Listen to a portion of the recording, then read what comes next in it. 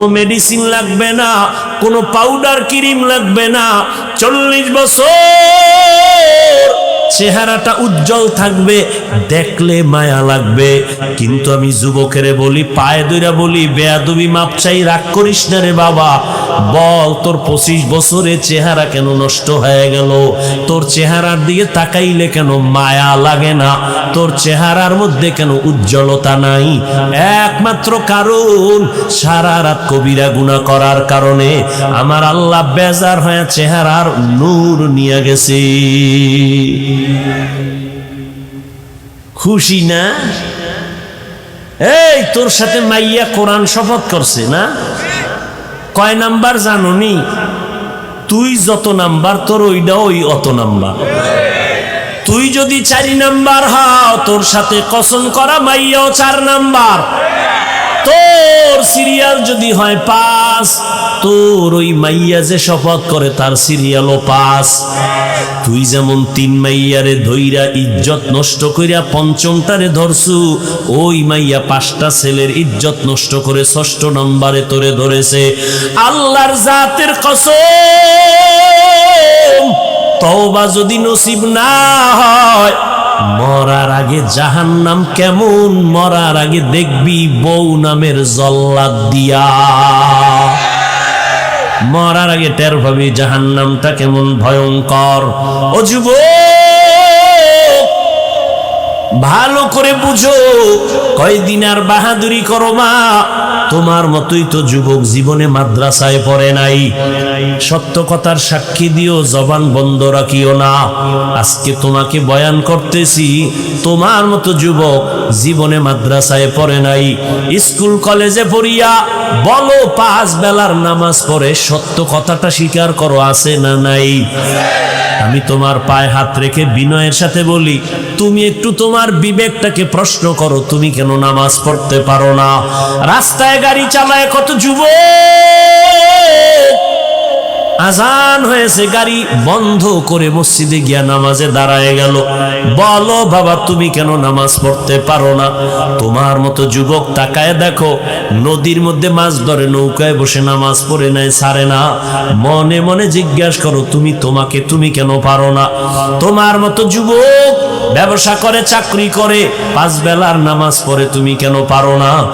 জমিনের মধ্যে কৃষি কাজ করে, নামাজ ছাড়ে না, তুমি কেন পারো না রে বাবা? আল্লাহর কোরআনটা কি আসলে মিথ্যা মনে করছো?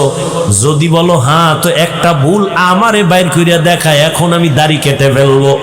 আল্লাহর কসম, এখন যদি আল্লাহর কোরআনে একটা ভুল দেখাইতে পারো, আমি এখন প্যান্ট শার্ট টাই লাগায় আর দাড়ি কাইটা রাস্তায় নাচ গানে নেমে যাব, কোরআন শরীফ গুলো জ্বালায় দিব, আল্লাহর বিরুদ্ধে কথা বলবো। তুই কেন 1500 বছর পর্যন্ত তোর থেকে 1000 কোটি গুণ পণ্ডিতেরাও অপচেষ্টা কম করে নাই? একটা কোরআনের ভুল বের করবে দূরের কথা, বহু বিধর্মীরা মাথা নত করে কালেমাওয়ালা মুসলমান হয়েছে। তুকু যাও সুন্নতে আহমদ কুজা বা মুহাম্মদ কাবুয়াদ নিসবত তোরা মান আহাব্বা সুন্নতি কওলে রাসূল মজদায়ে কানা মাই হাম কুন কবুল। ও যুবক, তোর কপাল যে কত সান কপাল, বুঝলি না রে যুবক? কি যে মাটির মধ্যে কত খনিজ সম্পদ যে আছে বাংলাদেশে, বাঙালি বুঝলি না? এই মাটির নিচে গ্যাসের খনি, এই মাটির নিচে স্বর্ণের খনি, এই মাটির নিচে তেলের খনি। ধন্য তোমার জীবন যদি কাজে লাগাইতা, চুরি না করতা। ও যুবক, তোমার ভেতরে কিন্তু এমন মেডিসিন আমার আল্লাহ দিয়া পাঠাইছেন, তুমি একটা একটা যুবকের দ্বারাই সম্ভব আমার বাংলাদেশ না গোটা দুনিয়াটা কন্ট্রোলে নিয়ে আসা। তবে সেই ক্ষেত্রে তোমার মেধা সঠিক পথে চালাইতে হবে সুন্দর আদর্শ দিয়া। কিন্তু কি লাভ হবে নিজের হাতে ছুরি লইয়া নিজের জীবনটারে নষ্ট করে ফেলতেছো, চরিত্রটাকে নষ্ট করে ফেলতেছো। আল্লাহ না করুন, আল্লাহ না করুন, আল্লাহ না করুন।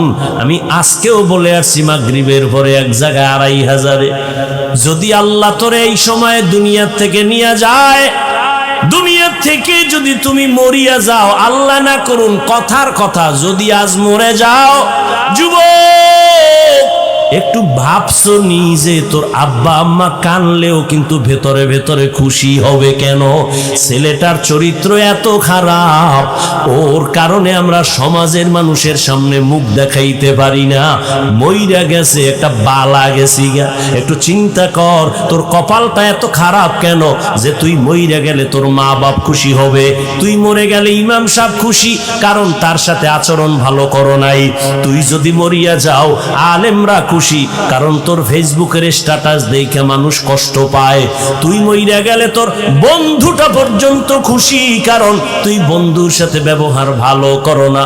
একটু বালিশে মাথা লাগাইয়া চিন্তা করিস, কুত্তা শুয়ারের আল্লাহ পাক চিন্তা করার মতো মেধা দেন নাই, ভালো মন্দ যাচাইয়ের মেধা মানুষকে দিছেন। ও যুবক বাবা তুমি একটু চিন্তা করো, রহমতের নবী 1500 বছর আগে বলেছেন, ও যুবক বাবারা এমন এক টাইমে আমি মক্কায় আসছি যেই সময় মক্কার মানুষ চরিত্রহীন খারাপ, আমার আপন বলতে কেউ নাই, মানুষ বিপদে পইরা বাবার কাছে যায়, আমার আব্বাও মায়ের কাছে গিয়া কয় মা একটু হাত উঁচু করে দোয়া করো, আমারে আল্লাহ এমন ভাবে জমিনে পাঠাইছে আমার চারদিকে এই পরিমাণ দুশ্মন, আমি দোয়া চাওয়ার জন্য আব্বারেও পাইলাম না। 6 বছরে মা হারায় বড় অসহায়, কিন্তু আমার অন্তরে একটু খুশি ওই বিপদের সময় আমার উপকার যারা করেছে অধিকাংশ যুবক, আর আমার বিরোধিতা করেছে যারা বুড়া। যুবকেরা আমার উপকার করেছিল। এই গৌরীপুর এলাকার মুসলমান যুবকরে 1500 বছর পরে একটু দাঁড়াইয়া বলতে পারবিনি আমার মদিনার নবীর আদর্শের উপকার কি করলি? একটা মানুষ দাড়ি রাখছে, যদি খুশি হয়ে বলতে যুবক ভাই তুমি দাড়ি রাখছো নি? কয় হ্যাঁ, ধন্যবাদ তোমারে, দোয়া করিও আমিও যেন রাখতে পারি। তাহলে নবী খুশি হইতেন, আল্লাহ খুশি হইতেন। কিন্তু না, তোমার কপাল এত খারাপ, একটা যুবক ছেলে দাড়ি রাখার পর তুমি আবার তারে নিরুৎসাহিত করিয়া বলো এই তুই দাড়ি রাখছো, কাহা বয়স কত? এত এত তাড়াতাড়ি বুজুর্গ, লজ্জা করে না? বিয়ে শাদী করছো? কয় না। এত তাড়াতাড়ি? তোমার থেকে সান্ত্বনার বাণী পাইল না। অথচ নবী বলেন যুবক আমার উপকার করেছে, বুড়ারা আমার বিরোধিতা করেছে। নবীর বিরোধী দুশ্মন আবু জাহাল বুড়া, আবু লাহাব নবীর দুশ্মনী করে বুড়া, উতবা নবীর দুশ্মনী করে বুড়া, সায়েবা নবীর দুশ্মনী করে বুড়া। আর নবীর আপন হইয়া উপকার করার জন্য রহমতের নবীর হাতের সাথে হাত লাগাইছেন 11 বছরের সন্তান। কয় বছর? 11 বছরের সন্তান হাত লাগাইয়া নবীর সাথে শপথ নিলেন কালেমার পতাকা উড্ডীন করার জন্য। নবী কয় ও ভাই তুমি এতদিন ছিলা আমার চাচাতো ভাই, এখন থেকে তুমি আমার সাহাবী। হযরত আলী 11 বছরের মধ্যে নবীর হাতে হাত লাগায়া দিলেন। 11 বছর মদিনার নবী বলেন এতদিন ছিল আলী আমার চাচতো ভাই, এখন কি হইছে? সাহাবী। কিছুদিন পরে কি হবেন? কি হবেন? জামাতা। নবী খুশি হইয়া যুবক আমার কাছে আসছে, নবীর প্রাণ ঠান্ডা হয়ে গেছে। আলী তো আলী, নবী এমন একটা চোখের পাওয়ার দিয়া দিছেন কলবের ভেতরে। আলী 900 মনের ওজন এমন একটা কামুজ দুর্গের কপাটা এক হাতে উঠায়। আলীর আল্লাহ এমন পাওয়ার দিছেন, মদিনার নবী অন্তর ভইরা দোয়া করেন, আনা দারুল হিকমা ওয়া আলিউল বাবুহা, আমি মুহাম্মদ হলাম ইলম ও হিকমতের ঘর, আর এই ইলমের ঘরের দরওয়াজা আমার আলী। আল্লাহর নবীর দোয়ার কারণে আল্লাহ পাক আলীকে এত পরিমাণ জ্ঞানের ভান্ডার দিলেন। ওমরের খেলাফত চলতেছে, ওমরে ফারুক তো আর একটা বাঘ, চেয়ারের মধ্যে খেলাফতের মসনদে বসা, হঠাৎ সামনে পাশে আলীও আছেন। হঠাৎ একজন মহিলা আদালতে হাজির। মহিলা দায়িত্বহীন ভাষায় চিল্লায় বলে, খলিফাতুল মুসলিমিন, আমি অপরাধী, বিচারের জন্য আসছি, আমার বিচার করেন, আমি অন্যায় স্বীকার করলাম। কি অন্যায় করেছো? মহিলা বলে, আমি জিনা করেছি, জিনা করি একটা অবৈধ বাচ্চা আমার পেটে নিয়ে দাঁড়াইছি, বিচার করেন। কার সামনে? আরে কথা কন না গেল, ওমরের সামনে। ওমর তো কথার আগে তরবারি, জল্লাদ তরবারি ডালা। কেন? কয় দেখছুনি নিজের অপরাধ নিজে স্বীকার করছে। কেন? কয় ও জাহান্নামের আযাবের ভয় পায়। ও আল্লাহর বান্দি বলে, আমি দুনিয়ার শাস্তি মাথা পেতে নিব, কিন্তু পরকালে আল্লাহর আযাব নিতে পারবো না। ও পর্দার আড়ালের আম্মা জানেরা, একটু মাইকের আওয়াজ কানে লাগায় শুনেন। এতক্ষণ আপনাদের সন্তানদের যেই পরিমাণ বয়ান আমি শুনাইলাম রে মা, এই সন্তানগুলোকে যদি আমার কথা বাস্তবায়ন করার জন্য চেষ্টা করা হয়, আম্মা জান, আপনাদের অবদান ছাড়া সম্ভব হবে না। এই দুনিয়ায় যত ভালো সন্তান একমাত্র মায়ের অবদানের কারণে। এজন্যই তো মা আপনাদের এত মর্যাদা আল্লাহ বাড়াইছেন নবীর মাধ্যমে। কিয়ামত পর্যন্ত কোন লাইনে আলাদাভাবে নারীর মর্যাদা বাড়ানোর কোনো রাস্তাই নাই। দুনিয়ার কোন বেঈমান যদি বলে আমরা আলাদা নারীর সম্মান দিব, খোদার কসম নারীর সম্মান হবে না, চালাকি করলে হবে নারীরা অপমান। নারীর সম্মান কোন কোন লাইনে দরকার আমার আল্লাহ দিয়ে দিছেন একবারে কিয়ামত পর্যন্ত। নবীদের মা বানাইছেন নারীদেরকে। আম্মা জানদের বেলায় বলবনি দিয়ে একটা কথা, এরে আম্মা জান, আপনাদের জীবনটা তো ধন্য, আপনারা নবীদের মায়ের মতো মা, সাহাবায়ে কেরামের মায়ের মতো দামি মা। আপনারা এই যে স্টেজের মধ্যে হাফেজে কোরআনদের বাগড়ি দেওয়া হলো, একটু চিন্তা করেন ওর মা কত খুশি, ওর বাবা কত খুশি, কলিজাটা ভরে গেছে। দোয়া করি, তবে ভয়ও আছে, যেমন খুশি তেমন ভয়। যদি আমার এই ছাত্র বাবারা আল্লাহর কোরআন বুকে নিয়ে গুনায় লিপ্ত হইয়া যায়, আমার আল্লাহ বরদাস্ত করতে পারবেন না। ভালো ছাত্র সামান্য অন্যায় করলে আল্লাহ তারে ধইরা ফালায়, শিক্ষক তারে ধরে ফেলে। আল্লাহর কোরআন যার সিনায় লাগাইছে, নিচে ভিতরে 30 পারা ঢুকানো, ওই বান্দা আল্লাহর কাছে এত প্রিয়, সামান্য গুনাহ করলে আমার মাওলা সইতে পারে না। আল্লাহ ঠাস করে একটা হোঁচট খাওয়ায়া দেয়, দুনিয়া থেকে চলে যায়। আল্লাহর কাছে দোয়া করি, কোরআন যাদের সিনায় নিল, হাফেজ আলেম, আল্লাহ তাদেরকে আদবওয়ালা জিন্দেগি দান করেন। আল্লাহওয়ালাদের ওস্তাদের দোয়া নিয়া, মা বাবার দোয়া নিয়া শান্তি আর সম্মানের জীবনে চলতে পারে তৌফিক দান করেন। ও পর্দার আড়ালের আম্মা জানেরা, আপনারা তো খাদিজা রাদিয়াল্লাহু তাআলা আনহার মতো নারী, ফাতেমা রাদিয়াল্লাহু আনহার মতো দামি নারী, আপনারা তো আয়েশা রাদিয়াল্লাহু আনহার মতো নারী। এরে আম্মা জান, আপনারা তো ইসমাঈল নবীর মা হাজেরা আলাইহা সালামের মতো নারী, আপনারা তো ঈসা নবীর মা মারইয়াম আলাইহা সালামের মতো নারী। আপনারা তো কেমন দামি। ওই বেঈমান ফেরাউন নিজেরে খোদা দাবি করেছিল, একটু জানা থাকলে বলবেন ওই বেঈমানের ঘরে তার স্ত্রী কে ছিল? আসিয়া কত দামি নারী। রহমতের নবী বলেন কিয়ামতের ময়দানে জান্নাতের মধ্যে আসিয়ার সাথে আমি মুহাম্মদের বিবাহ হয়ে যাবে। ও মা, আপনার স্বামী তো ফেরাউনের মতো খারাপ না রে মা। আপনি যদি একটু নামাজ আদায় করতেন আর হাত উঁচু করে দোয়া করতেন, আপনার স্বামী যাই হোক না কেন আপনার জন্য হলেও তো একটু কষ্ট করে বাইরে গিয়া। কত স্বামী সকালের নাস্তারও চিন্তা নাই, দুপুরে খানাও খাইতে পারে না, যত কামাই করে গাধার মতো কষ্ট করে, নিজের জন্য কিছু করে না, স্ত্রীর জন্য আর সন্তানের জন্য করে। নিজে খাইলো না না খাইলো চিন্তা নাই, স্ত্রী খাইলো কিনা সন্তান খাইলো কিনা পেরেশান। ঈদের বাজারে স্ত্রীর জন্য জামা কাপড় কিনে, সন্তানের জন্য কিনে, কিন্তু নিজের জন্য টেনশন নেই। যত স্বামী কাজ করে কষ্ট করে সব হলো পরিবারের জন্য। আল্লাহর নবী সান্ত্বনা দিয়া কয়, ও স্বামী, তুমি যে কষ্ট কইরা তোমার স্ত্রী সন্তানের পেছনে তো টাকা ব্যয় করো, মনটারে এত ঘাবড়াইও না, শান্তির জীবন নাও, খুশির সংবাদ নাও।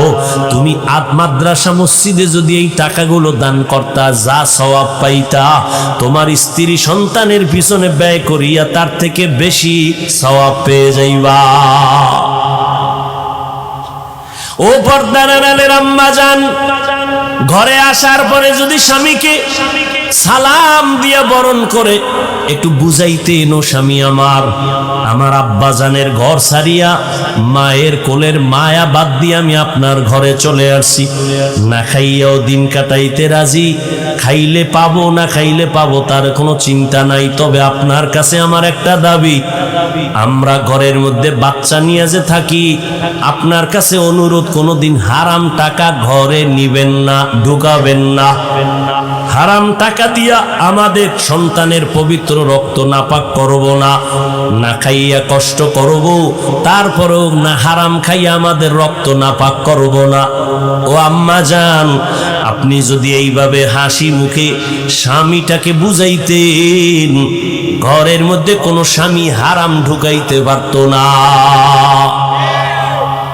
হালালের মধ্যে বরকত দেখতেন, আপনার সন্তান মা বাবার বাধ্য হতো। যেই মা বাবায় সন্তানের হারাম খাওয়ায়, মক্কা মদিনার ইমাম দিয়াও দোয়া করাইলে ওই সন্তান কোনোদিন মা বাবার খেদমত করবে না। এজন্য হালাল খাওয়াবেন।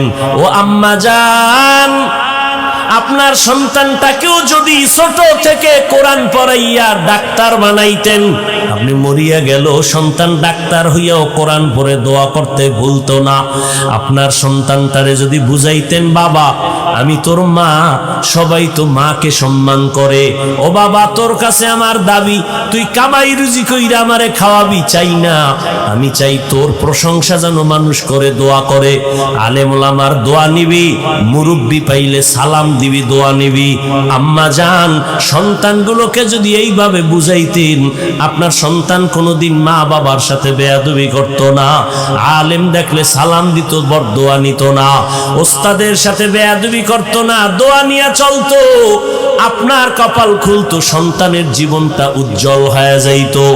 ও আমার মা বোনেরা, আপনাদের মতো কত মা এখনো আছে নামাজ পড়ে, পর্দা করে, স্বামীর মালের খেয়ালত করে না। ও বোনেরা, আপনাদের মতো কত বোন আছে লেখাপড়া করে, নামাজ পড়ে, মোবাইলে সময় নষ্ট করে না, চরিত্র নষ্ট করে না। একটা মানুষের অমূল্য ধন চরিত্র, চরিত্র নষ্ট হয়ে গেলে মানুষটার কোনো মূল্য থাকে না। এ আল্লাহর বান্দারা, এখনো যদি যারা এই গুনায় লিপ্ত, চরিত্র নষ্ট, তওবার দরজা খোলা।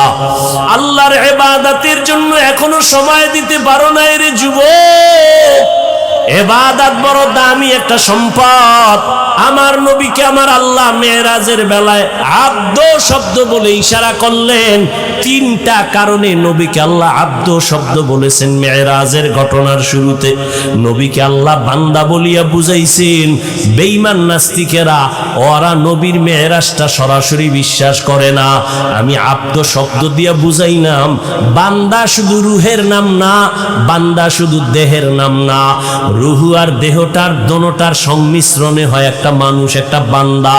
অতএব আমি আমার বান্দারে যে মেরাজ করাইছি, এই কথাটাই প্রমাণ আমার নবীর মেরাজ স্বপ্ন যোগে হয় নাই, সরাসরি হয়েছে। দ্বিতীয় আব্দ বলার কারণ হলো, আব্দ মানি বান্দা, বান্দার সাথে আল্লাহর সম্পর্কের নাম ইবাদত। ইবাদত যে করে তার নাম আব্দ, যার ইবাদত করে তিনি মাবুদ। আমার নবী পৃথিবীতে যত মুমিন মুসলমান ইবাদত করে, এর থেকে শ্রেষ্ঠ ইবাদত করনেওয়ালা হলেন আমার নবী। আমার নবীর চাইতে ইবাদত করনেওয়ালা কেউ আছে? আহ, আম্মা জান আয়েশা রাদিয়াল্লাহু তাআলা আনহাকে কে সাহাবায়ে কেরাম জিজ্ঞেস করলেন, নবীজির আশ্চর্য ধরনের কোন ঘটনা আছে শুনাইবেননি? আম্মা জান বলেন, নবীজির আশ্চর্য নাই বলতে কি ঘটনা আছে? সবই তো আশ্চর্য। নবীর এমন কোন ঘটনা নাই যেটা আশ্চর্য না, আচমকা না, অলৌকিক না। ও নবীর আশিক, ও যুবক, ইবাদতের লাইনে আমরা টুপি পরছি, আল্লাহর মোহাব্বতে নবীর তরিকায় দাঁড়িয়ে রাখছি। ও শিক্ষিত আমার যুবক বাবারা, একটু বলবানি সাহস থাকলে বলো, তোমরা নবীর আদর্শ জবাই কইরা কত উপরে উঠছো, আর আমরা নবীর আদর্শ মানতে গিয়া কত নিচে নামছি। বলো, তুমি পারবা না? আমার থেকে শুনে নাও, যদি ভুল বলি তুমি দাঁড়াইয়া লোকমা দিও। আমরা আলহামদুলিল্লাহ, তোমরা 3 বেলা খাও আলহামদুলিল্লাহ, আমরা নবীর আদর্শ ঠিক রাইখা 3 বেলা খাই না, 5 বেলা খাই। তুমি নবীর আদর্শ জবাই কইরা রাতে ঘুমাও, আমরা নবীর আদর্শ ঠিক রাইখাও রাতে ঘুমাই। তুমি নবীর আদর্শ বাদ দিয়া দেশ বিদেশ স্বাধীনভাবে ঘুরো, আমরা নবীর আদর্শ ঠিক রাইখা স্বাধীনভাবে ঘুরি। কই সালাম দিলে তো মানুষ আমাদেরই দেয়, কলিজা দিয়া দোয়া করে, আমরা পিওর খানা খাই। ও আল্লাহর বান্দারা, বুঝাবার জন্য বলছি, কেন তুমি নবীর আদর্শের মালা গলায় পরবা না? একটু আমাকে বলো, নবীজির আদর্শ থেকে দামি আদর্শ আর কারো কাছে আছে? যুবকেরা ঘুমাও, এই তোদের জন্য 2 মিনিট কথা বলতেছি, শুধু তোদের জন্য। খেয়াল কর, নবীজির আদর্শ থেকে আরো ভালো কোনো আদর্শ কারো কাছে আছে? যদি কেউ বলো যে হ্যাঁ আছে, শেখ মুজিবুর রহমান সাহেবের আদর্শ নবীর থেকে ভালো, আমি নবীরটা বাদ দিয়া তারটা নিব, পারবি? যদি বলতে পারো জিয়াউর রহমান সাহেবের আদর্শ নবীজির থেকে ভালো, তাহলে নবীরটা বাদ দিয়ে দিব, পারবা? পারবা না। এক কথায় জবাব, পৃথিবীর সবার আদর্শ নাপাক, মদিনার আদর্শই পাক। এবার আমাকে বলো, নবীর রেখে যাওয়া সুন্নতের আদর্শ পালন করবে হিন্দু, বৌদ্ধ, ইহুদি, খ্রিস্টান, কারা? কোন দেশের? শুধু কুমিল্লা ছাড়া। ও যুবক, নবীর আদর্শ মানবে সব মুসলমান, কিন্তু তুমি কেন নামাজ পড়ো না বলো? তুমি নবীর আদর্শে টুপি কেন পড়ো না? নবীর আদর্শে কেন তুমি মা বাবারে সালাম দাও না? কেন তুমি মা বাবার সাথে বেয়াদবি করো? কেন তুমি শিক্ষকের সাথে বেয়াদবি করো? আমি তোমাকে ডাক্তার হওয়ার জন্য দোয়া করি। ও যুবক, লেখাপড়া করে ডাক্তার হও, ইঞ্জিনিয়ার হও, প্রফেসর হও, তবে বেয়াদব হইবে না রে বাবা। তোমার আচরণে যেন কেউ কষ্ট না পায়। যেই সফলতার আদর্শবান ডাক্তার যদি হতে চাও, দোয়া লাগবে, দোয়া। দোয়া ছাড়া সম্ভব না। এলেমের মাস্তানিতে এই চেয়ারে বসে বয়ান করা যায় না। দোয়া আছে, দোয়া মা বাবার দোয়া, দ্বিতীয় দোয়ার পুঁজি শিক্ষকের দোয়া। আমার আব্বা আম্মা আমার এই চেয়ারে বসানোর ক্ষেত্রে দোয়া করছেন ঠিক, কিন্তু আপনাদের সামনে বয়ান আমার আব্বা আম্মা শিখান নাই, আমারে ধইরা ধইরা বয়ান শিখাইছেন আমার শিক্ষক। অতএব আমার দোয়ার বড় সফলতার প্রথম পুঁজি আব্বা আম্মার দোয়া। যুবক, ভালো করে মনে রাখিস, তোমার জীবনের সফলতার দোয়া দ্বিতীয় শিক্ষকের দোয়া, তৃতীয় মুরব্বী উলামায়ে কেরামের দোয়া। ও যুবক, তাদের বরদোয়া নিবা না। যেমন তাদের দোয়া সফলতা, তাদের বরদোয়াও কিন্তু একটা আগুন। শিক্ষকের বরদোয়া একটা আগুন, ওলামায়ে কেরামের বরদোয়া আগুন। অতএব বাবা, দোয়া নাও, মা বাবার জীবনটা সফল হবে। শিক্ষকের দোয়া নিও। যদি দোয়া নিতে নাও পারো, পাও দুইটা ধইরা বলি, যদি বলো হাফিজ ভাই নিচে নাইমা পাও ধরো, বল আমি লাফ দিয়া নিচে আসি, আমি পায়ে ধইরা শেষ বেলায় একটা কথা তোমাদের বলে যাই, যুবক বাবা, সফলতার জীবন যদি চাও, মা বাবার দোয়া নাও। দোয়া নিতে যদি নাও পারো, পায়ে ধরে বলছি কখনো বরদোয়া নিও না, শিক্ষকের দোয়া নিও। যদি দোয়া নিতে নাও পারো, পায়ে হাত রেখে বলছি বরদোয়া নিবা না, খবরদার। ওলামায়ে কেরামের দোয়া নিও। যদি না পারো বরদোয়া নিও না। বলবা লাভ কি হবে বরদোয়া নিলে? আল্লাহর কোরআন আমার টেবিলে আছে, কোরআন সাক্ষী, আল্লাহর কসম, যদি মা বাবার বরদোয়া লাগিয়া যায়, শিক্ষকের বরদোয়া লেগে যায়, আলেমের বরদোয়া লেগে যায়, মরার আগে মইরা যাবি, মানে রুহু থাকবে, হাত থাকবে না, চোখ থাকবে না, পঙ্গু হয়ে যাবি, চাকার তলে কখন মাথা ঢুকে যাবে টের পাবি না। সব জায়গার বরদোয়া চলে না, সাবধান। মা বাবার বরদোয়া কিন্তু আগুন, মরার আগে তুই শেষ। উস্তাদের বরদোয়া কিন্তু আগুন, মরার আগে উলঙ্গ পাগল হয়ে রাস্তায় ঘুরবি। এই রাস্তাঘাটে চলি, আল্লাহ সাক্ষী মিথ্যা বলি না বাবা, বুঝাবার জন্য বলি। কত পাগল দেখছি, ইংলিশে কথা কয়, আবার আরবিতেও কথা কয়। আমি চিন্তা করলাম, পাগল হইয়া কি আবার ইংরেজি শিখছে, আরবি শিখছে নি? খুঁজে দেখলাম না। তাহলে পাগল আবার ইংলিশ কয় কেন? খবর কোথাও না পাইয়া একা একা ভাবলাম, ভেবে চিনতে বের করলাম, আসলে ছেলেটা স্কুলের ভালো ছাত্র ছিল, শিক্ষকের বেয়াদবির কারণে রাস্তার পাগল হয়ে গেছে। ছেলেটা মাদ্রাসার ভালো ছাত্র ছিল, ওস্তাদের সাথে বেয়াদবির কারণে রাস্তার পাগল হয়ে গেছে। ও যুবক, তোমার জন্য আমার জীবনের বড় একটা বয়ান। দোয়া যদি মা বাবার নিতে নাও পারো, পাও ধরে বলি বরদোয়া নিও না। মা বাবার দোয়া নাও, শিক্ষকের দোয়া নাও, মুরব্বিদ ওলামাদের দোয়া নাও। দোয়া নিতে না পারলেও বরদোয়া নিও না। ওয়াদা কর, অঙ্গীকার কর, ওয়াদা কর যে মইরা যাব, গলায় ছুরিও যদি লাগে, এই প্যান্ডেলে ওয়াদা করলাম মা বাবার দোয়া নিতে না পারলেও বরদোয়া নিব না। ওয়াদা কর, প্রতিজ্ঞাবদ্ধ হ। যদি পারি শিক্ষকের দোয়া নিব, না পারলে বরদোয়া নিব না। চেষ্টা করব আলেম ওলামাদের দোয়া নিতে না পারলে অন্তত বরদোয়া নিব না। ও বাবা, তুমি আলেমের বিরুদ্ধে ফেসবুকে লেখলে, বলো তোমার কি লাভ হবে আর আলেমের কি ক্ষতি হবে? হবে? এই তুমি আমার বিরুদ্ধে লেখলে ইসলামের কোনো লাভ হবে? তোমার লাভ হবে? বরং তুমি কিন্তু দিন দিন ধ্বংসের পথে যাইবা। অতএব এগুলো বাদ দিয়া তুমি একজন ভালো ছাত্র হও, তুমি ভালো ডাক্তার হও। দোয়া ছাড়া বেয়াদবি কইরা ডাক্তার হইলে ডাক্তার হইতে পারবি ঠিক, তবে তাসলিমা নাসরিনের মতো জুতা খাওয়া লাগবে জায়গায় জায়গায়।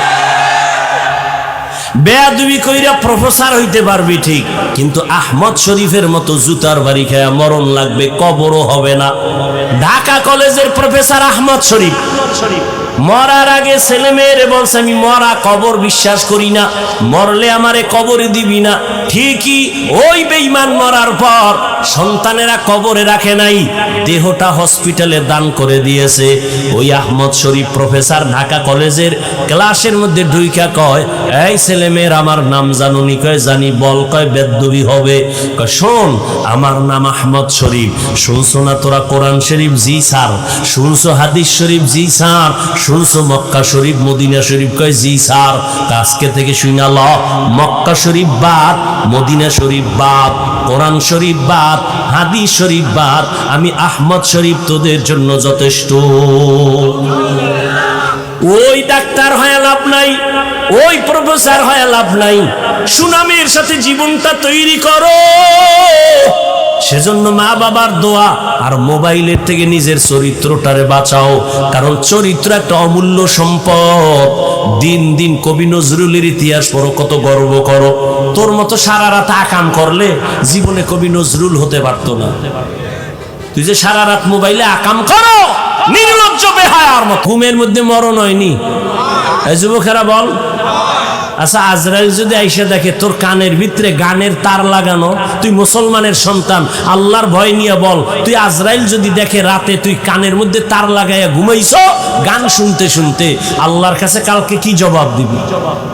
অনুরোধ করে বলে গেলাম, ও পর্দার আড়ালের মা, এখনো সময় আছে, আপনার সন্তানকে বুঝাই একটু লাইনে নেন, দোয়া করেন। ও ওলামায়ে কেরাম, ও মুরব্বীরা, ও যুবক বাবারা, এখনো সময় আছে, তওবা করো। মনে মনে আমার আল্লাহকে বলো, আল্লাহ জীবনে তো গুনাহ কম করি নাই, আমার গুনার কারণে চোখ বন্ধ করে মনে হয় তাকায় দেখি হাত না পাক করে ফেলেছি, গুনার কারণে চোখ না পাক, অন্তর না পাক, জিহ্বা না পাক। ও আল্লাহ, এই গুনার খবর যদি আমার আপনজন কেউ জানতো, সম্মানের নজরে দেখতো না। আল্লাহ তুমি দেখার পরও রাগ করিয়া সম্মানের জায়গা থেকে ফেলে দাও নাই, খানা বন্ধ করো নাই, বাতাস বন্ধ করো নাই। ও আল্লাহ, আজকে তওবার নিয়ত করলাম, মরিয়া গেলে যাব, তুমি তো হায়াতের মালিক, তুমি তো মৌতের মালিক, তুমি তো রিজিকের মালিক।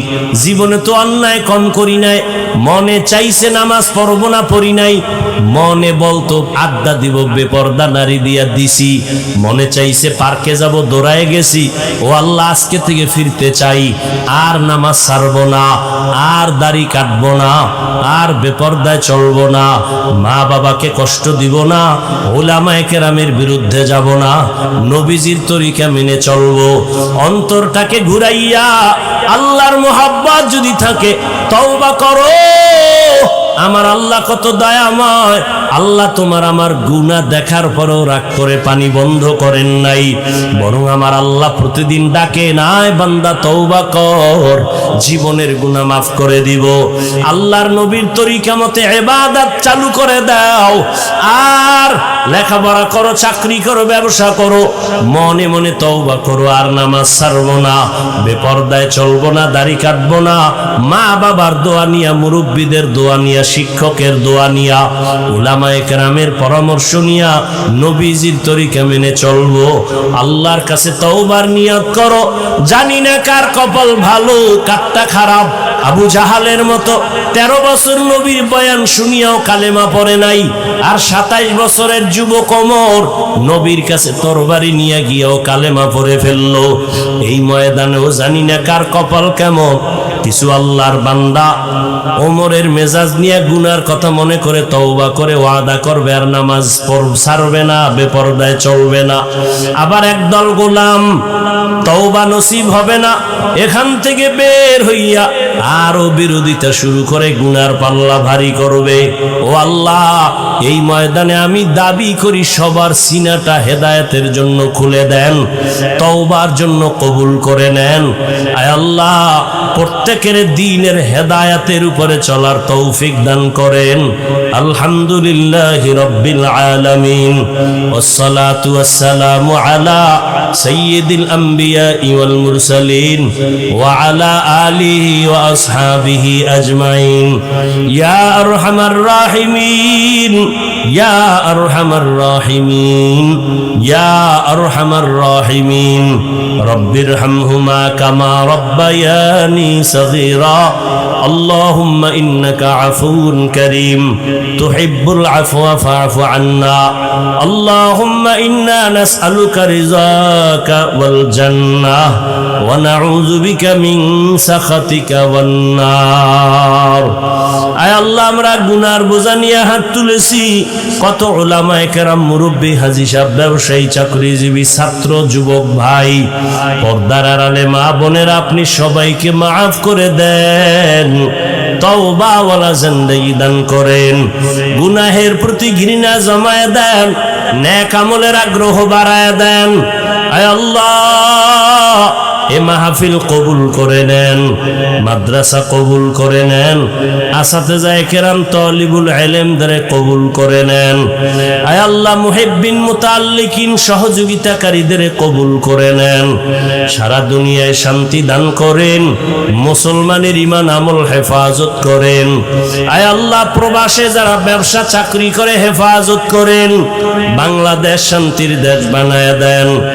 আয় আল্লাহ জালেমদের জুলুম থেকে হেফাজত করেন।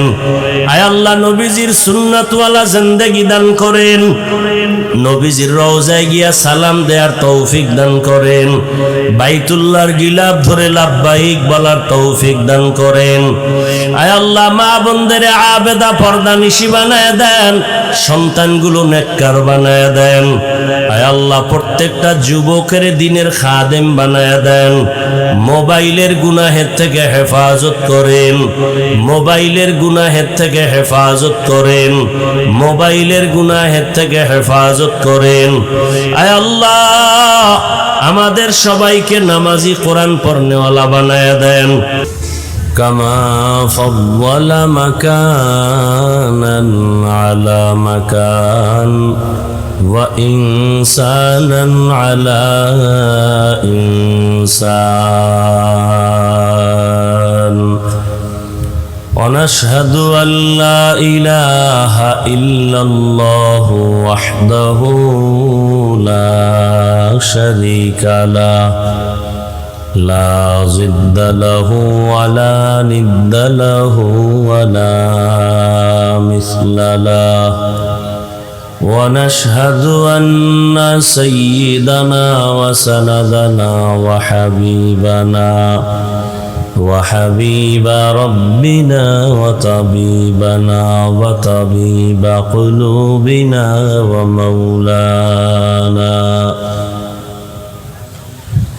ومولانا محمدا عبده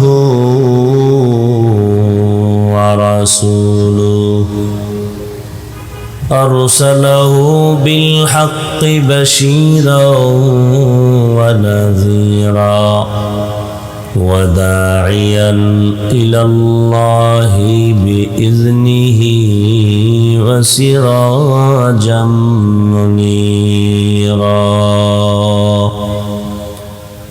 اللهم صل على محمد النبي الأمي وعلى آله وسلم تسليما وبعد فأعوذ بالله من الشيطان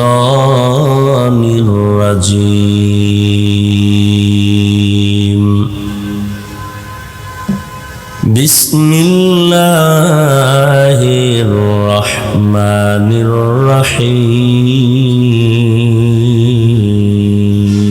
الرحيم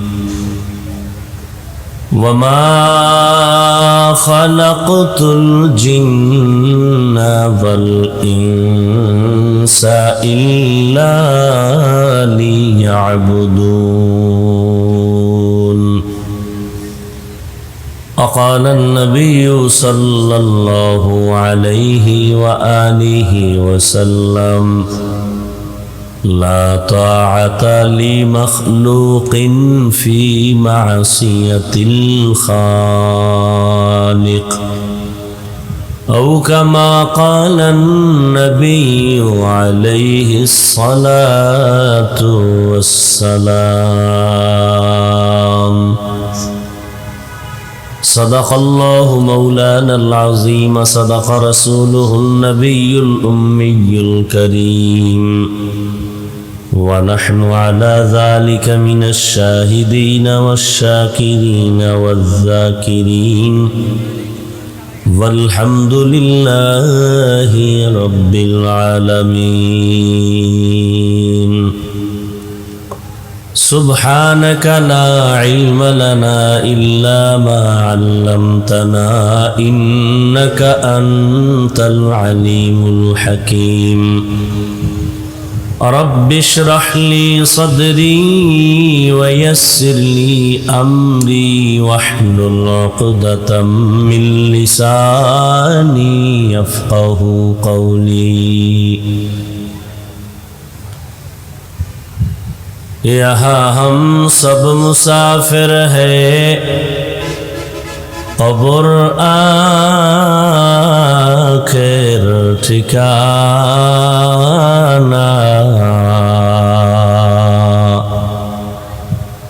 کوئی آگے روانہ ہے کوئی پیچھے روانہ کوئی آگے روانہ ہے کوئی پیچھے روانہ حقیقت کھل جائے گی بوقت امتحان تیرے حقیقت کھل جائے گی بوقت امتحان تیرے کہ سستی میں یا محنت میں گزاری زندگی تو نے کہ سستی میں یا محنت میں گزاری زندگی تو نے محمد نے آ کر کفر کو مٹایا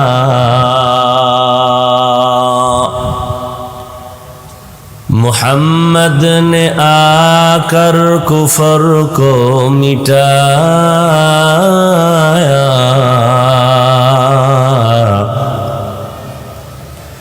کفر کو مٹا کر صداقت بتایا کفر کو مٹا کر صداقت بتایا لا الہ الا اللہ لا الہ الا اللہ لا الہ الا اللہ لا الہ الا اللہ لا الہ الا اللہ لا الہ الا اللہ محمد رسول اللہ জামিয়া আরাবিয়া পেন্না ঈদগাহ কওমি মাদ্রাসা কর্তৃক আয়োজিত বার্ষিক ওয়াজ মাহফিল 30 অক্টোবর 2024 মহতি এই মাহফিলে উপস্থিত মোহতারাম সম্মানিত সভাপতি প্রধান অতিথি বিশেষ অতিথিবৃন্দ হযরত উলামায়ে কেরাম অত্র অঞ্চলের বিভিন্ন স্থান থেকে আগত আল্লাহ পাকের আশিকিন জাকিরিন শাকিরিন মুহিব্বিন মুরব্বিয়ান আযম কলিজার টুকরা আমার সমবয়সী যুবক বন্ধুগণ স্নেহের ছোট ভাই পর্দার আড়ালে মাইকের আওয়াজ শ্রবণরতা সম্মানিত মা ও বোনেরা আল্লাহ পাকের দরবারে শুকর যে আল্লাহ পাকে ফিতনার যুগে হাজারো লাখো মানুষের মধ্য থেকে বাছাই করে পৃথিবীর শ্রেষ্ঠ মজলিস উলামায়ে আহলে হকের মজলিস গুনাহ মাফের মজলিস তওবা কবুলের মজলিসে হাজারো মানুষের ভেতর থেকে আমাদেরকে বাছাই করে এখানে হাজির হওয়ার আশা বসার তৌফিক দান করেছেন নিয়ামতের শুকর আদায় করি আলহামদুলিল্লাহ দরুদ ও সালাম সৈয়দুল মুরসালিন রহমাতুল লিল আলামিন শফিউল মুজনিবিন খাতামুন নবিয়্যিন সৈয়দুস সাকালাইন ইমামুল মুরসালিন শফিউ আযম রাসূল আকরাম রহমতে আলম নবিয়ুল আরব আল আজম হাবিবে কিবরিয়া আশরাফুল আম্বিয়া সৈয়দুল আম্বিয়া शफीए महशर साक़िए कौसर आक़ाए नामदार मदीना का ताजदार आफ़ताब नबूवत फ़ख्र मौजूदात सैयदुल मखलूक़ात हज़रत मुहम्मदुर रसूलुल्लाह सल्लल्लाहु अलैहि व आलिहि वसल्लम ऊपर যাদের আয়োজনে আজকের এই সুন্দর মাহফিল সময় পরামর্শ অর্থ দিয়ে দোয়া করে উপস্থিত হয়ে মাইক লাইট প্যান্ডেলের ব্যবস্থাপনার মাধ্যমে সহযোগিতা যারা করেছেন, এলাকার যুবক বৃদ্ধ ব্যবসায়ী শ্রমিক চাকুরিজীবী বিভিন্ন শ্রেণী পেশার মানুষ, জনপ্রতিনিধি প্রশাসন উলামায়ে হযরত আইম্মায়ে মাসাজিদ মাদ্রাসা কর্তৃপক্ষ প্রত্যেককেই আল্লাহ পাকের খেদমতের বরকতে দুনিয়াতে শান্তি পরকালে চিরমুক্তির ব্যবস্থা করে দিন।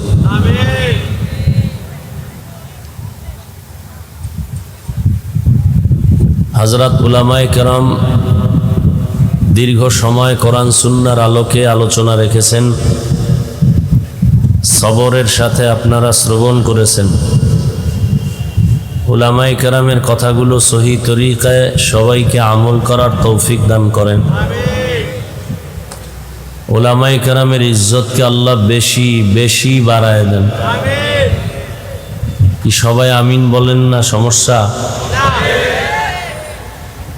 উলামায়ে কেরামের বিরুদ্ধে যারা ফেসবুকে লেখালেখি করে, মিডিয়ায় অপপ্রচার চালায়, আল্লাহ এদের হেদায়েত দান করে। আমি আপনাদের দোয়া নেওয়ার জন্য আসছি এবং সংক্ষেপ আলোচনার জন্য কোরআনে হাকিমের এক আয়াতে কারিমা, রসুলের হাদিস থেকে এক টুকরো হাদিস পড়েছি। ইখলাস ও রুহানিয়াতের সমন্বয়ে সহি নিয়তে সহি তরিকায় সহি কিছু কথা আমাকে বলার মতো, আপনাদেরকে শুনবার মতো আল্লাহ পাক রব্বুল আলামিন তৌফিক দান করেন। ওয়ামা খালাকতুল জিন্না ওয়াল ইনসা ইল্লা লিয়াবুদুন। আল্লাহ বলেন, হে মানুষ, আমি মানুষ এবং জিনকে সৃষ্টি করি নাই, হ্যাঁ করেছি একমাত্র ইবাদতের জন্য। নবীজি বলেন, লা তাআতা লি মাখলুকিন ফি মাসিয়াতিল খালিক। আল্লাহকে অসন্তুষ্ট করে পৃথিবীর ভিন্ন কারো আদেশ নিষেধ মেনে নেওয়া হারাম। আল্লাহকে অসন্তুষ্ট করে মা বাবাকে খুশি করা হারাম। আল্লাহকে অসন্তুষ্ট করে পীরকে খুশি করা হারাম। আল্লাহকে অসন্তুষ্ট করে ওস্তাদকে খুশি করা কি হারাম। এক কথায় দুনিয়ার সবাইকে বেজার করা সম্ভব, কিন্তু আল্লাহর বিরোধিতা, আল্লাহকে অসন্তুষ্ট করা সম্ভব না। এই হলো হাদিসের কথা। এখন ধরে নেন, আপনি পর্দা করলে আত্মীয় স্বজন বেজার, পর্দা করলে আত্মীয় স্বজন কি, আল্লাহ খুশি। এখন আপনার পরীক্ষা, আপনি কি আল্লাহর খুশিতে পর্দা করবেন না আত্মীয় স্বজনকে খুশি রেখে বেপর্দায় চলবেন? এটা আপনার পরীক্ষা। দাড়ি রাখলে আল্লাহ খুশি, আত্মীয় স্বজন কি বেজার। এখন আপনার পরীক্ষা, আপনি আত্মীয় স্বজনের খুশি রাখার ক্ষেত্রে দাড়ি কাটবেন না আল্লাহর সন্তুষ্টির জন্য দাড়ি রাখবেন? এটা কি পরীক্ষা। এই পরীক্ষায় যারা পাস এরা জান্নাতি, যারা ফেল তারা জাহান্নাম।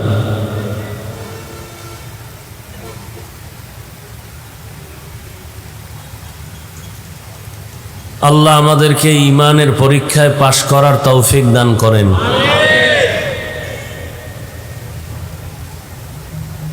তাহলে দুনিয়ার সবাইকে বেজার করা সম্ভব, আল্লাহকে বেজার করা সম্ভব না, কিন্তু আমরা করি। দুনিয়ার সবাইরে খুশি রাখতে গিয়ে আল্লাহর বিরুদ্ধেই বেশি করি। দুনিয়ার কেউ যেন বেজার না হয়, আল্লাহ হয়ে যাক হোক। এই কারণেই তো সব অশান্তি। সবাই ইসলাম চায়। ভোটের আগের রাত্রে টাকা পাইয়া কেবলা ঘুরাইয়া দেয়। এই হলো আমাদের ইসলাম চাওয়ার বাস্তবতা। চিল্লাম কে এতক্ষণ? তো কথা বুঝেন। মাঝে মাঝে মনে চায় ওয়াজ মাহফিল বাদ দিয়ে দিমু, তো এই কথা বললে আল্লাহ যদি আবার বেজার হয়, এই জন্য বলিও না। এত আবেগ আপনাদের।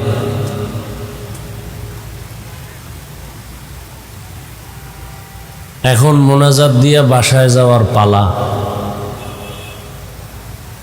কারণ আমাদের ওয়াজও ইবাদত, নামাজও ইবাদত।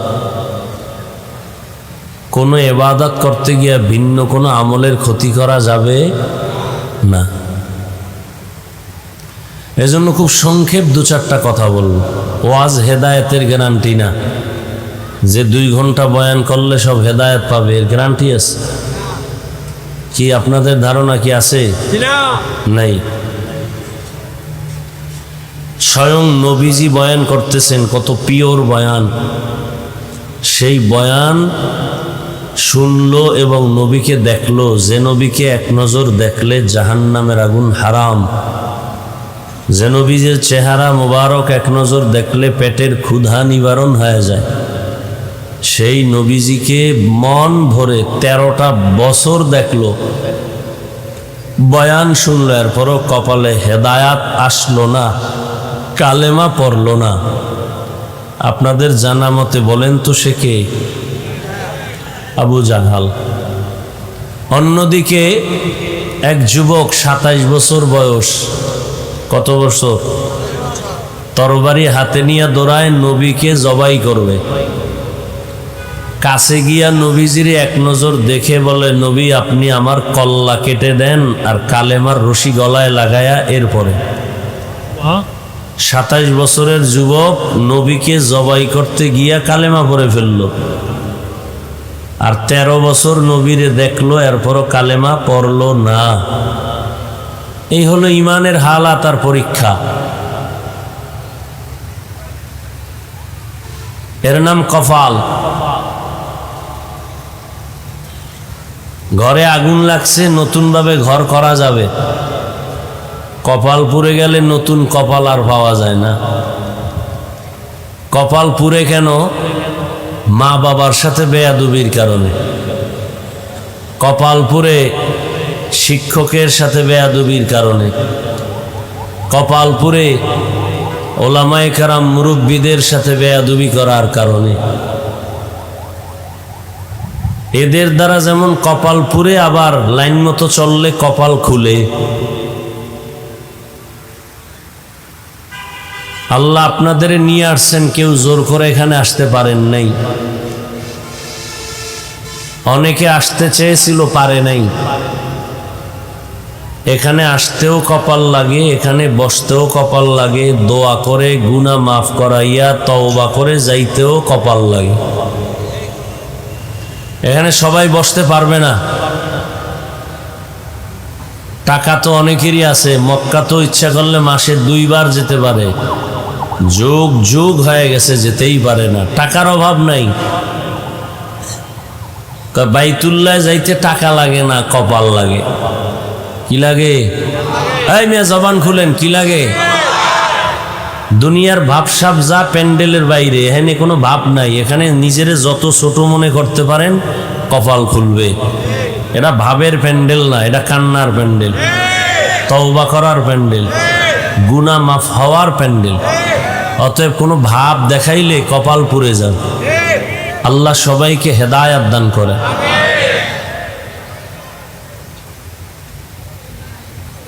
তো আল্লাহ বললেন, আমি মানুষ আর জিনকে সৃষ্টি করিই নাই। আবার বললেন, হ্যাঁ করেছি। ডাইরেক্ট বললেই তো হইতো আমি জিন আর মানুষকে সৃষ্টি করেছি ইবাদতের জন্য।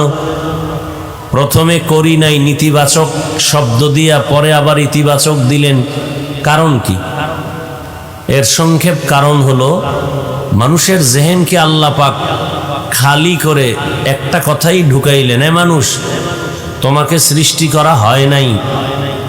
কথা আমি মানুষ তো, হ্যাঁ খেয়াল করো, তোমাকে হয়েছে মৃত্যু পর্যন্ত, দুনিয়াতে আসা থেকে মরণ পর্যন্ত একটা কাজ তোমার, আর কোনো কাজ নেই।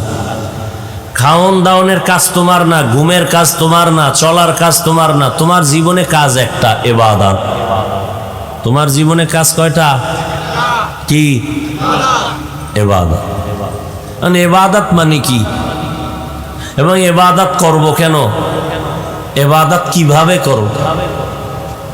ইবাদত আল্লাহর হুকুমকে নবীর তরিকায় পালন করার নাম ইবাদত। কেন করব? আল্লাহর মোলাকাতের জন্য, জান্নাত পাওয়ার আশায়। কিভাবে ইবাদত করব? মন গড়া না, জীবনে যা করব সব নবীর তরিকায়। মানে ইবাদত মানে কি? রাতের বেলা যায় নামাজে কাটানো, দিনের বেলা রোজা রাখা, তসবিহ টানা না। একটু আগেই বলছি, জীবনে যা করবে মুমিন, দুনিয়াতে আসা থেকে মরণ পর্যন্ত যা করবে সব ইবাদত।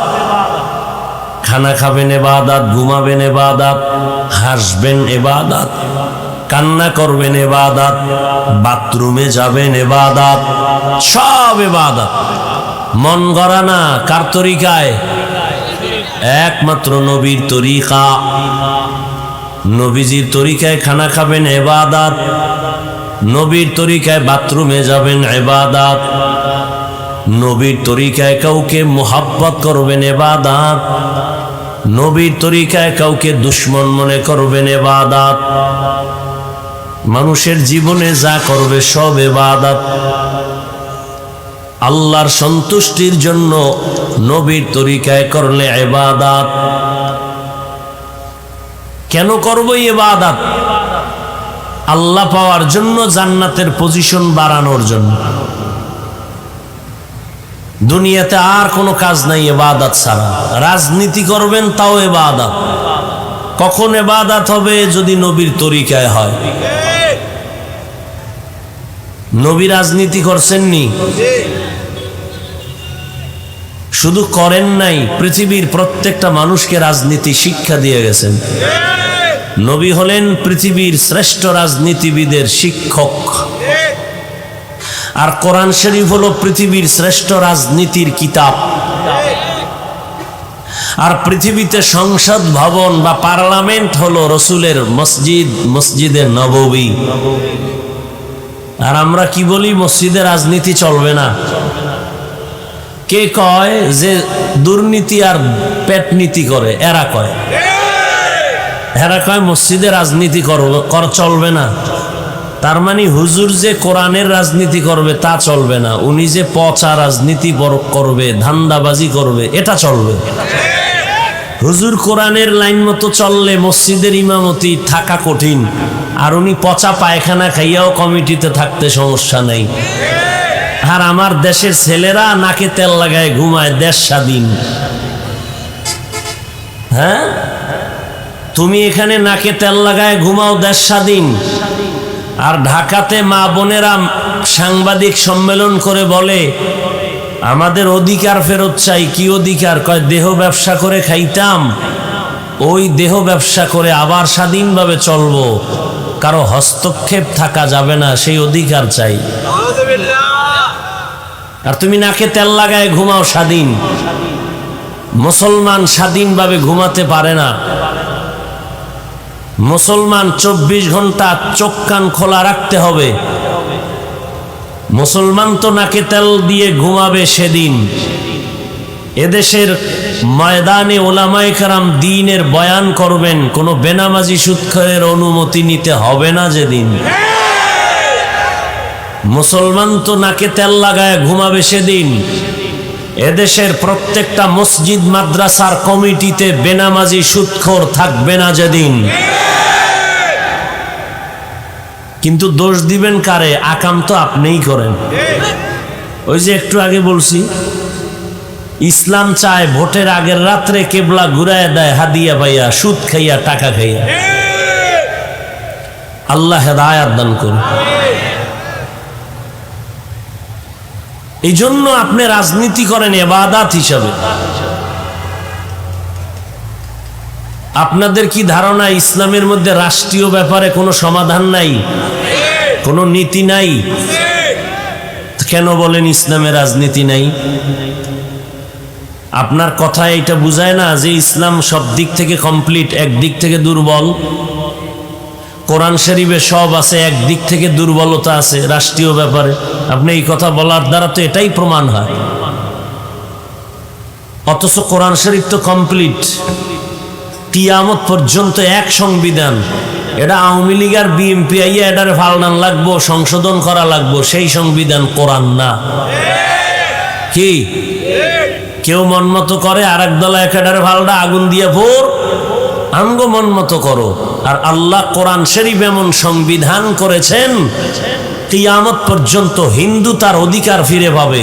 এক সংবিধান দিয়া বৌদ্ধ তার জীবন শান্তিতে চালাবে, ইহুদি তার জীবন যাপন করবে শান্তিতে এক সংবিধানের আলোকে। ইসলাম আসবে, কোরআন দিয়ে দুনিয়া চলবে, হিন্দু নিরাপত্তা পাবে, খ্রিস্টান নিরাপত্তা পাবে, ইজ্জত নিয়ে চলতে পারবে। পৃথিবীতে আর কোনো বান্দা ইসলামের লাইন ছাড়া ভিন্ন লাইনে মানুষকে শান্তি দিতে পারবে না। যা বলে সব চাপাবাজ। ওয়ামা খালাকতুল জিন্না ওয়াল ইনসা ইল্লা লিয়াবুদুন। আল্লাহ বলেন, আমি মানুষ আর জিন সৃষ্টি করলাম একমাত্র ইবাদতের জন্য। কার ইবাদত? একমাত্র আল্লাহর ইবাদত। নবীর তরিকা মতো চলবেন, বাথরুমে যাবেন ইবাদত। আর নবীজির তরিকা বন্ধ করে যদি আপনি নামাজ পড়েন তাও ইবাদত হবে না। নবীজির তরিকা বাদ দিয়া যদি রোজা রাখেন ইবাদত হবে না। একজনে রমজানে রোজা রাখছে, 30টা রোজা রাখা আবেগ বাইরে গেছে, কয় ঈদের দিনও রোজা থাকি, সওয়াব হবে? কি হবে? কেন হবে? নবীর তরিকায় নাই। একজনে মাগরিবের নামাজের ফরজ 3 রাকাত দাঁড়াইয়া পড়তে গিয়া শেষ রাকাতে গিয়া টেনশন করে, বেজোর পরে লাভ কি? আরো 2টা সেজদা বাড়াইয়া আমার রবের আর 1 রাকাত উপহার দিয়া 4 রাকাত জোর বানায় দেই। হবে? কেন হবে না? নবীজি তরিকায় নাই।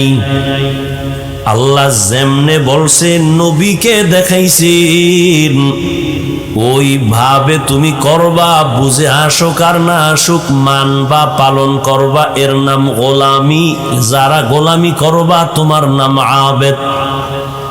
কাজের নাম ইবাদত। যে কাজ করে তার নাম আবেদ, যার জন্য করে তার নাম মাবুদ। একমাত্র মাবুদ হলেন আমার আল্লাহ, কাজের নাম হলো ইবাদত। আর আমরা যারা ইবাদত করি আমরা হলাম আবদ বা আবেদ। বান্দার সাথে আল্লাহর গভীর সম্পর্ক একমাত্র ইবাদতের সূত্র ধরে। এই জন্য কোরআন শরীফে আমার আল্লাহ অনেক নবীর নাম নিছেন, রহমতের নবীর নাম আল্লাহ কখনো নেন নাই। নূহ নবীরে আল্লাহ ডাকছেন ইয়া নূহ, মূসা নবীরে ডাকছেন ইয়া মূসা, ইব্রাহিম নবীরে ডাকছেন ওয়ানাদাইনাহু ইয়া ইব্রাহিম, দাউদ নবীরে ডাকছেন ইয়া দাউদ, ঈসা নবীকে আল্লাহ ডাকছেন ইয়া ঈসা ইবনে মারইয়াম। এই উঠা বসা করলে মোনাজাত দিয়ে দেব। এনে মস্কারা করতে আসি না, তামাশা করতে আসি নেই।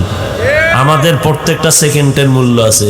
এটা নাটকের প্যান্ডেল না, মন চাইলে বসবেন আর উঠে যাবেন। ওই শুরুতে বলছি না, এখানে আসতে কপাল লাগে, বসতে কপাল লাগে, মোনাজাত দিয়ে যাইতেও কপাল লাগে। সোনাবন্ধের গান গাইতে আসি নেই, আর আপনাদেরকে বড় পাক্কা মুসল্লি হুজুর বানাবো এজন্য আসি নেই।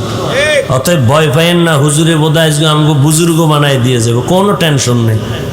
কাউকে বলবো না যে টুপি লাগাও, তসবি পড়ো, জায়নামাজ লও, পাগড়ি লাগাও, না, একবারও বলবো না, কোনো টেনশন নেই।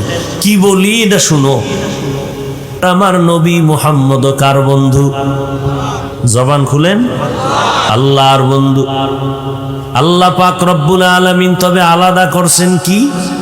সব নবী সব রসুল আমি আল্লাহ তাআলার আশিক, আর আমি আল্লাহ নিজে হলাম মুহাম্মদের আশিক। এই ও কই সাউন্ডটা বাড়াইতে পারো না? গেছে কই বিড়ি টানতে?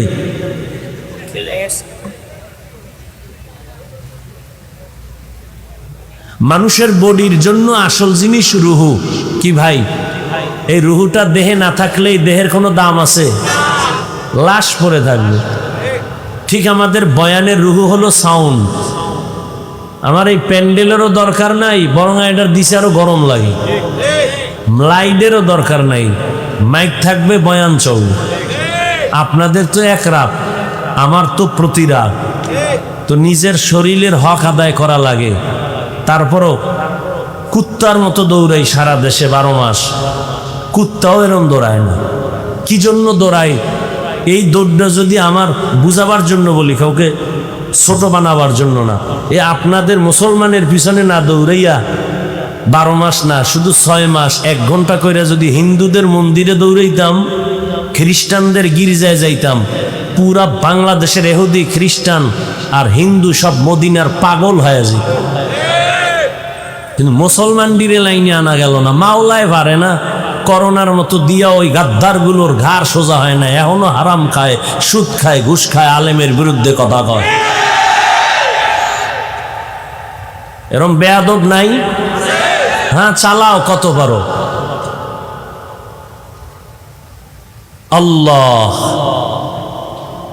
এই জন্য ওরে বারবার বলি সাউন্ড ঠিক করতে। মেশিন 13টা লাগাইলে কি হইব যদি এটি সেটিং ঠিক মতো না পারে? তো কি কথা বলতেছিলাম? সব নবীরা কার আশিক? কথা বলেন না কেন? এমনি বগর বগর করতেই থাকে। 4 দোকানে বয়ে কথা, এখানে কথা, সেখানে কথা, যেখানে কথা লাগে হেনে কয় না। হুদা বক বক করবে দোকানে, মসজিদে গিয়া ধুম কথা। নিষেধ করলেও থামে না, বাজার বানায় ফেলায় মসজিদের। একজনের মোবাইলের রিংটোন বাইজে উঠছে, 13 জনে হেরেদ লইয়া পড়ছে। পুরা মুত্তাকি, মসজিদের প্রতি মায়া। এই মেয়ে, আপনি মোবাইল চালাইতে পারেন না, মসজিদে আসছেন কেন? যেখানে কথার প্রয়োজন সেখানে বলেন। ওই একজনে বলে চায়ের দোকানে বসে শুধু বৈশা বৈশা চাপাবাজি করে আর চা খায়। বিএমপির একজনের পাইয়া আরে চান্দের দেশে লয়ে গেছে ফার্ম দিয়া। বিএমপি, তোমরা তো এখন বেহেশতে আসো। এবার আরশে আজিমে আল্লাহ পরামর্শ করতেছে, তুমগো কই নিবে।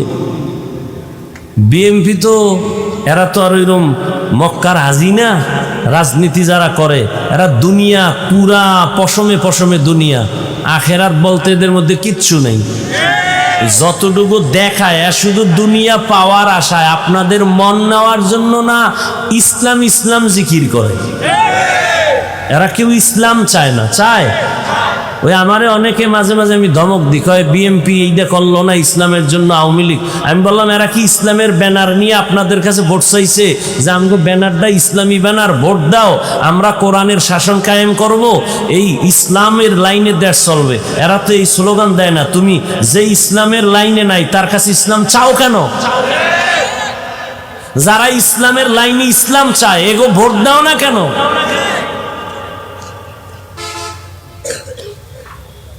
বর্তমানে আমগো হুজুরদের মধ্যে আলেম চেয়ারম্যান আছে না বাংলাদেশে? আসেনি? খবর লও তো, সারা বাংলাদেশের চেয়ারম্যান এক পাল্লায় উঠাও, আর আমগো ওলামায়ে কেরাম যারা চেয়ারম্যানই করে এদেরকে খবর লও। আল্লাহর জাত ও সিফাতের কসম, আল্লাহর দ্বীন ইসলাম আর কোরআন দিয়েই এ জাতিকে শান্তি দেয়া সম্ভব, অন্যথায় নয়।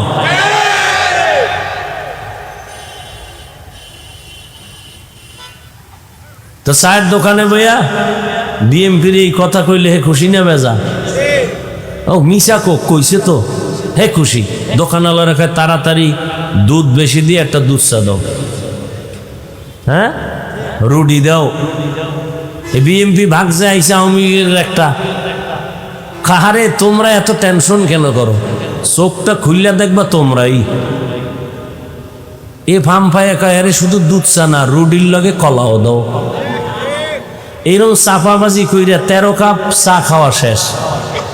হঠাৎ করে আইসে একজন এই প্রাইমারি স্কুলের মাস্টার, হে তো শিক্ষিত, হেরও মগা মনে কইরা দেখছে 2-1 কাপ খাওয়ান যায়নি। জিজ্ঞাসা স্যার আমারে চিনেন নি? কয় না। সর্বনাশ, আমাকে চিনেন না? আমি তো বিদেশি একজন প্রবাসী। আমি সৌদি আরব 3 বছর, কাতারে 2 বছর, সিঙ্গাপুরে ছিলাম 4 বছর। এত যে চাপাবাজি করে, স্যার এখনো চায়ের অর্ডার দেয় না। স্যার তো বুঝে ফেলছে, এত বক বক করে কেউ? স্যার একটা প্রশ্ন করে ফেলছে, আপনি কানাডা গেছেন, কুয়েত গেছেন, কাতার গেছেন, সৌদি গেছেন, তাহলে আপনার ভূগোল সম্পর্কে তো অনেক অভিজ্ঞতা আছে। বলে হ্যাঁ হ্যাঁ 3.5 বছর ছিলাম। স্যার এবার বুঝলেন যে এটা আসলে কথার পাগল না, এটা চাপাবাজ। চাপাবাজি করে করে করে করে মানুষের থেকে ধান্দা করে।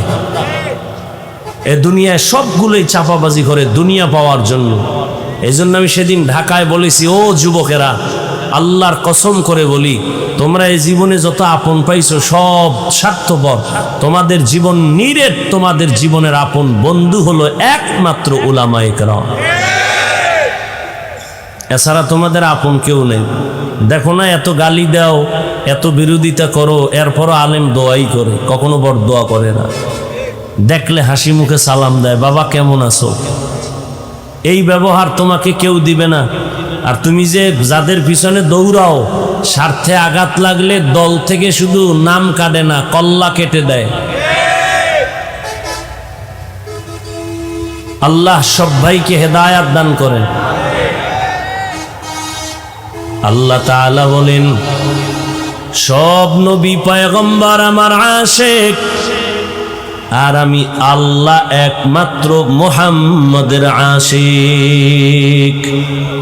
ব্যবধান আছে না নাই? বন্ধু শব্দের অনেক শব্দ আছে আরবিতে। আল্লাহ বন্ধু মনে করিয়া ঈসা নবীর একটা উপাধি দিলেন রূহুল্লাহ, মূসা নবীরে দিলেন কালিমুল্লাহ, ইব্রাহিম নবীরে দিলেন খলিলুল্লাহ, আদমরে দিলেন সফিউল্লাহ, দাউদরে দিলেন খলিফাতুল্লাহ। এইভাবে সবাইরে দিয়া আল্লাহ হাবিবুল্লাহ রাখলেন তার আপন বন্ধু মুহাম্মদের জন্য। আল্লাহ কোরআনে কোন নবীর নাম নিছেন, কিন্তু আপনার আমার নবীর নাম নেন নাই, বরং নবীরে ডাকছেন ফাঁকে ফাঁকে, তেমন নাম ধরে ডাকেন নাই। এমন দামি দামি শব্দ বলেছেন, যেই শব্দটার ব্যাখ্যা ছাড়া কখনো সুযোগ নাই বুঝার মতো। বিশাল অলংকার যুক্ত শব্দ, ছোট্ট শব্দ।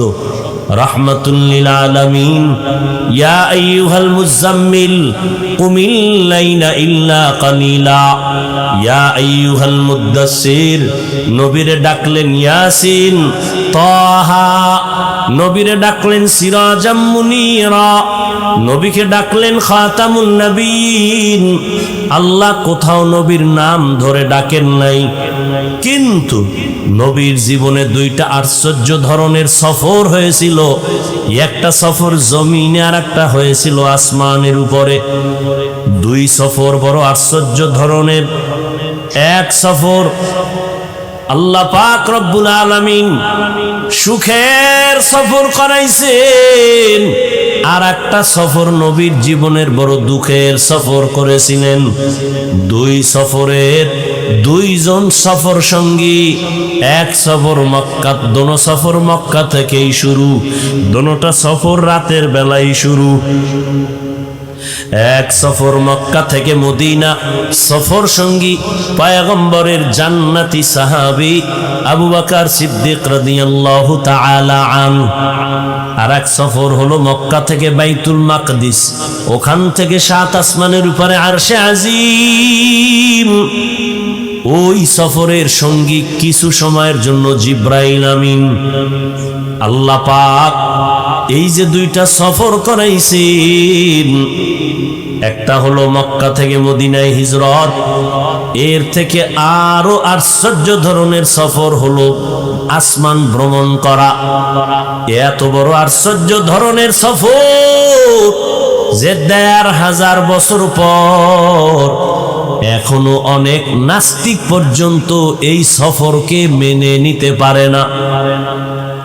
আল্লাহ তাআলা এখানে একটা আশ্চর্য ধরনের ঘটনা ঘটাই দিলেন। কোরআন শরীফে সূরা ইসরার ভেতরে বলেছেন, সুবহানাল্লাযী আসরা বিআবদিহি লাইলাম মিনাল মাসজিদিল হারামি ইলাল মাসজিদিল আকসাল্লাযী বারাকনা হাওলাহু লিনুরিয়াহু মিন আয়াতিনা। এখানে আল্লাহ কি বললেন? সুবহান, পবিত্র ওই সত্তা, আল্লাযী যিনি আসরা ভ্রমণ করাইলেন, বিআবদিহি তার প্রিয় বান্দাকে। আল্লাহ এত দামি দামি দামি শব্দ নবীর শানে ব্যবহার করলেন কোরআনে। রাহমাতুল লিল আলামিন, শফিউল মুজনিবিন, ইমামুল মুরসালিন, খাতামুন নবিয়্যিন, সিরাজাম মুনিরা। কিন্তু বিশাল বড় আশ্চর্য ঘটনার ক্ষেত্রে আমার আল্লাহ মেরাজের ঘটনা বর্ণনার ক্ষেত্রে নবী একটা সাধারণ শব্দ ব্যবহার করেছেন, আবদিহি, আব্দ বান্দা। এটা এমন একটা সাধারণ শব্দ, আব্দুন মানে বান্দা। আমিও আল্লাহর বান্দা, আপনিও বান্দা, হিন্দু আল্লাহর বান্দা, খ্রিস্টানও আল্লাহর বান্দা, ইহুদিরাও আল্লাহর বান্দা, বৌদ্ধরাও আল্লাহর বান্দা। এমন একটা সাধারণ শব্দ আমার নবীর বেলায় আশ্চর্য ধরনের ঘটনার ক্ষেত্রে ব্যবহার করলেন কেন? নবীরে আল্লাহ কত দামি শব্দ দিয়ে ডাকছেন, ইয়াসিন, তাহা, ইয়া আইয়ুহাল মুজাম্মিল, ইয়া আইয়ুহাল মুদ্দাসসির, ইন্না আনজালনাহু। আল্লাহ পাক আমার নবীকে কত সুন্দর শব্দ দিয়া ডাকলেন, কিন্তু এখানে আইসা মেরাজের ঘটনার ক্ষেত্রে সাধারণ একটা শব্দ কেন ব্যবহার করলেন? কি সে শব্দটা? এইমাত্র বইলেইছি, ভুলে গেছে। আব্দুন, আব্দু মানি বান্দা, আব্দুন আবেদ, আল্লাহর বান্দা। আল্লাহ পাক রব্বুল আলামিন বলেন, আমি এখানে আমার নবীর বেলায় আব্দ শব্দ ব্যবহার করলাম কেন হে মালিক? আশ্চর্য, এমন ঘটনা কোন নবী রাসূলের বেলায় ঘটে নাই। আমার আল্লাহ দাওয়াত দিয়া নবীরে নিলেন, জান্নাত থেকে বোরাক পাঠায় দিলেন, ও জিবরাইল বোরাকটা বাইতুল্লাহর কিনারায় নিয়ে যাও, জান্নাত থেকে সাজাইয়া আমার নবী বোরাকের উপরে বসবেন, ওখান থেকে তাকে বাইতুল মুকাদ্দাসে নিবা। ওই ফিলিস্তিনের জমিন বাইতুল মুকাদ্দাসে নিয়ে সেখানে বোরাকের বেঁধে রাখবা। হুয়া হুকুম জিবরাইল को यूं से तब बोराके के जन्नत से कर इंतखाब, सजा उसको ज़ेवर से तू ताबा पा, फिर उसको तू काबा में ले करके जा। সাজাইয়া কাবার কিনারায় নিয়ে আসলো এই বোরাক। নবীজি ঘুমান্ত ছিলেন চাচাতো বোন উম্মে হানির বাসায়। কেউ বলছেন নবী ঘুমানো ছিলেন শিয়াবে আবু তালিবের মধ্যে, কেউ বলেন হাতিমে কাবায়, কেউ বলেন চাচাতো বোনের ওখানে। বলে তিনোটাই মতামত ঠিক আছে। আমি ওই ঘটনা বলা আপনাদের সামনে উদ্দেশ্য না। জিব্রাইল আলাইহিস সালাম তিনি নেমে আসলেন ঘরের দরজা দিয়া না ঢুইকা ছাদের মাঝখান দিয়া জিব্রাইল নামলেন। নাইমা দেখে নবী ঘুমান। নবী বলেন আমি ঘুমাইলে কি হবে? আমার চোখ বন্ধ থাকে, আমার অন্তর ঘুমায় না। জিব্রাইল আইসা দেখে নবীর চোখ বন্ধ। জিব্রাইল নবীজির পায়ের পাতার কাছে জিব্বাটা লাগায় দিলেন। নবী সজাগ হইলেন, উপরে তাকায় দেখে আমার ছাদটা খোলা। আমি এই ছাদ নি, আরে মিয়া খেজুর পাতার ছাদ। আর আমরা সেখানে বইয়া নবী সারা রাত নামাজ পড়ে, আর আমরা এত আরামের বাড়ি ভাইয়াও আলহামদুলিল্লাহ বলি না। আর বলবেন কি, এই বাড়ি আপনি বলেছেন সুদের টাকায়, তো আলহামদুলিল্লাহ বলবেন কেমন? আল্লাহ হেদায়াত দান করে। কষ্ট হইতেছে আপনাদের, দোয়া টোয়া করে যাইবেন তো না? বুজুর্গ মানুষ দোয়া লাগে না? আল্লাহ সবাইকে কবুল করে। আরো আস্তে করে বল, আরে আমার কলিজার যুবক, ভালো করে একটু কান লাগাইয়া শুনো। রহমতের নবী আমার জীবনটা উৎসর্গ করে দিয়েছেন। নবী যদি দোয়া করতেন উহুদ পাহাড় স্বর্ণ হয়ে যাইত, কিন্তু নবী আমার আল্লাহ যার আশিক, ওই নবী এত জীবনটা দিয়ে কষ্ট করে পেটে পাথর বাঁধলেন, ক্ষুধার যন্ত্রণা সইতে পারে না। শিয়াবে আবু তালিবের ভেতরে 3 বছর পর্যন্ত নবীজিরে গৃহবন্দী করে পানি দেয় না, খানা দেয় না বংশের আপন লোকেরা। মায়ার নবী গাছের পাতা ছিঁড়ে ছিঁড়ে চাবাইয়া চাবাইয়া পেটের ক্ষুধা নিবারণ করেছেন। নবী আর বড় বেজার না, বিল্ডিং দেখি আফসুস করে না, নবী টাকা চায় না, বরং নবী আল্লাহর আদালতে দোয়া করেন, হে মালিক আমাকে গরিবী হালাতে রাখিও, গরিবী হালাতে মরণ দিও, কিয়ামতের দিন আমারে গরিবের সাথে হাসরের মাঠে উঠাইও। কেমন লাগে একটু সুবহানাল্লাহ বলবে, কপাল ফুইরে গেছে। আফসোস আফসোস, এই জন্য আরো ফিডা দরকার। আল্লাহর আইন কত ফিডা আরো খাবেন? বেঈমানের আল্লাহ স্বর্ণের খাট দিয়া ঘুম পাড়াবে, মুসলমানের ইচ্ছা রকম ফিডাইবে বেঈমানের হাতে আল্লাহর আইন। কেন? মুসলমান যখন আল্লাহর গোলামি বাদ দিয়া মানুষের গোলাম হবে, আল্লাহ তখন বেঈমানের হাতে ক্ষমতা দিয়া বলবে, এবার মুসলমানের ফিডা। এটা আল্লাহর আইন। ফিডা এমনে খান, কইতে গেলে তো সমস্যা। বেয়াদবের প্রতিযোগিতা চলতেছে, আলেম ওলামাদের বিরুদ্ধে কে কত বেশি বেয়াদবি করতে পারে সে প্রতিযোগিতা চলতেছে। লিকুল্লি শাইইন জিনাতুন ফিল ওয়ারা ওয়া জিনাতুল মারই তামামিল আদাবি আজ খোদা খাহি মে তৌফিক আদব বেআদব মাহরুম গাশত আজ ফজলে রা।